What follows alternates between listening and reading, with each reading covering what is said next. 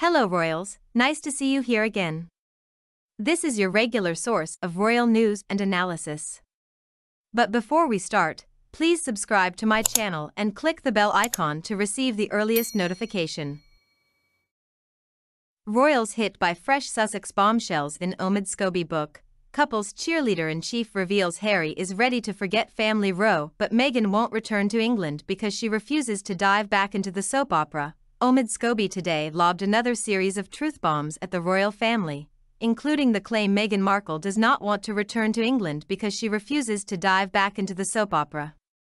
New extracts of Endgame published in a French magazine suggest Harry could be ready for reconciliation with his family, with the prince reported to have said, "I'm ready to forget. Get an apology or explanation. At this point, who cares, right?" But the Sussex's cheerleader launches several new attacks on senior royals, including King Charles, who he claims ignored a meeting request from his son while he was in London earlier this year. And in a dig against the Princess of Wales, Mr. Scobie quotes a close friend of the Sussexes as saying she spent more time talking about Meghan than with Meghan. Endgame, which is out on Tuesday, threatens to reopen old wounds in the aftermath of Megxit. It will brand Charles unpopular, William power-hungry, and say Harry was betrayed by his own family. Today, Buckingham Palace told it was not commenting on the latest extracts published by Paris Match, nor claims Mr. Scobie made in an accompanying interview with the publication has contacted Archewell for comment. In extracts of Endgame shared today with Paris Match, Mr. Scobie also claims the latest extracts from Endgame paint a dire picture of relations between Prince Harry and his family. In interviews, the Duke of Sussex has previously held out hopes that they may one day come round to his view, but Mr. Scobie claims he has now given up hope. Instead, he quotes him as saying, "I'm ready to forget. Get an apology or explanation. At this point, who cares, right?" Meghan's decision not to attend the coronation on May 6 is one of the subjects covered in Endgame. At the time, Harry announced he would be traveling to the UK without his wife, who was remaining in California to look after their children. The prince was reported to have voiced concerns over security and the reputation his family could receive from the public. Other reports suggested Meghan had been left upset after a letter from Charles did not address claims she had made about her poor mental health. At the time, Mr. Scobie said Archie's birthday played a factor in the decision and he expected it would be a fairly quick trip to the UK for Harry, but he's now claimed Endgame that Meghan didn't attend because she refused to dive back into the soap opera of the court. Mr. Scobie has previously denied his new book is Harry and Meghan's and instead claimed it will tell the current state of the British royal family. It comes hours after the Duke and Duchess of Sussex distanced themselves from the book, with insiders indicating they had nothing to do with it.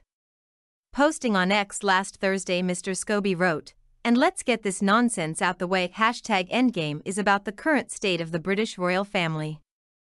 It's not Harry and Meghan's book. I'm not Meg's pal. The Sussexes have nothing to do with it. Their story is a small part of a much bigger one you can read in 12 days.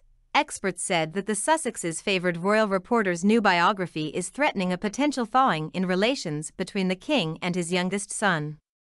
Reactions to the post from social media users varied, with one person writing, "Oh, so not like the last book then." Another person wrote, "Preach. Set them straight." Meghan and Harry categorically deny any suggestion they are affiliated with the book or that Mr. Scobie, who has been friendly with the Duke and Duchess of Sussex and co-wrote their biography Finding Freedom, is part of the Sussex camp. The denial came after Harry and Meghan's olive branch to the king on his 75th birthday. Harry is believed to have telephoned his father last Tuesday, and they have reportedly agreed to chat again this week. The Duchess of Sussex is also said to have spoken to her father-in-law from their home in California while the couple's children Archie, 4, and Lilibet, 2, recorded a video of themselves singing happy birthday to their grandfather. Some 24 hours later, excerpts of Mr. Scobie's book were shared with people in the US, including claims that Harry remained in the dark about the Queen's health in her final moments. It also alleges that it was Meghan who urged Harry to answer his phone when Charles called him on an unknown number to reveal that the Queen was close to death. before also asking that Meghan should stay away from Balmoral.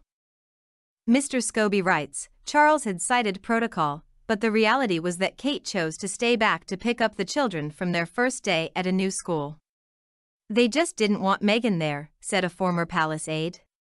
Meghan, a friend added, could sense she wasn't wanted. The book also claims Prince William ignored Harry's texts, forcing him to charter his own plane. William clearly didn't want to see his brother, Endgame says. Mr. Scobie's decision to piggyback the release of his new book on the King's 75th birthday in the sixth and final series of The Crown was branded deplorable.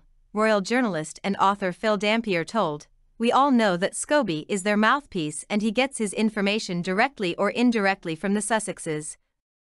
So anything which is hurtful to Charles, Camilla or William and Kate will just make things much worse.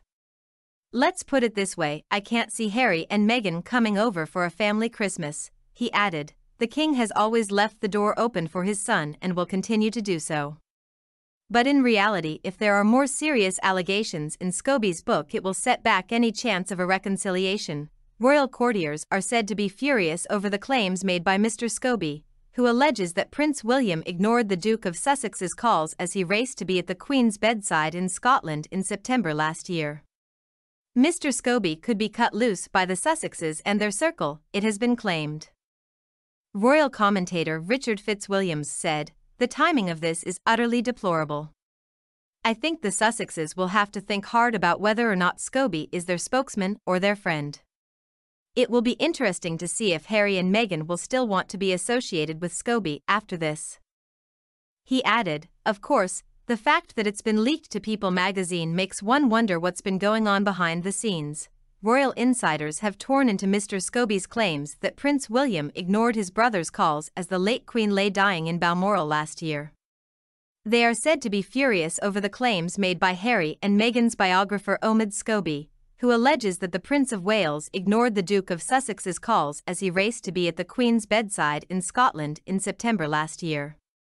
A royal insider told the Mirror, "It appears no matter what happens behind closed doors, even in a time of such pain and grief, that where the royal family are concerned it will one day emerge." Nothing is off limits with William and Kate appearing to be this author's #1 target. It only takes a few months for the knives to come out again and the wounds to be opened up.